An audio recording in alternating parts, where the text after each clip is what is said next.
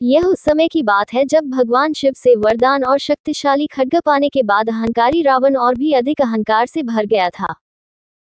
वह पृथ्वी से भ्रमण करता हुआ हिमालय के घने जंगलों में जा पहुंचा।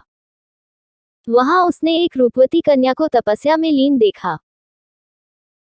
कन्या के रूप रंग के आगे रावण का राक्षसी रूप जाग उठा और उसने उस कन्या की तपस्या भंग करते हुए उसका परिचय जानना चाहा। कामवासना से भरे रावण के अचंभित करने वाले प्रश्नों को सुनकर उस कन्या ने अपना परिचय देते हुए रावण से कहा कि हे राक्षस राज, मेरा नाम वेदवती है। मैं परम तेजस्वी महर्षि कुशध्वज की पुत्री हूँ। मेरे वयस्क होने पर देवता, गंधर्व, यक्ष, राक्षस, नाग सभी मुझसे विवाह करना चाहते थे, लेकिन मेरे पिता की इच्छा थी कि समस्त देवताओं के स्वामी श्री विष्णु ही मेरे पति बने।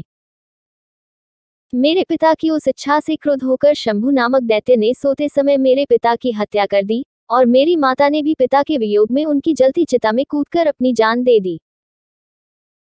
इसी वजह से यहाँ मैं अपने पिता की इच्छा को पूरा करने के लिए इस तपस्या को कर रही हूँ। इतना कहने के बाद उस सुंदरी ने रावण को यह भी कह दिया कि मैं अपने तप के बल पर आपकी गलत इच्छा को जान गई हूँ।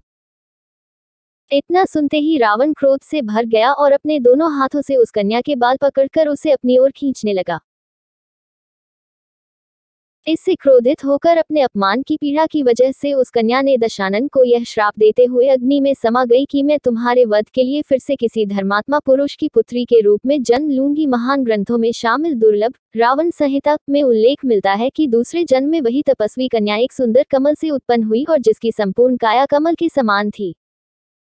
इस जन्म में भी रावण ने फिर से उस कन्या को अपने बल के दम पर प्राप्त करना चाहा और उस कन्या को लेकर वह अपने महल में जा पहुंचा, जहां ज्योतिषियों ने उस कन्या को देखकर रावण को यह कहा कि यदि यह कन्या इस महल में रही तो अवश्य ही आपकी मौत का कारण बनेगी। यह सुनकर रावण ने उसे समुद्र में फेंकवा दिया।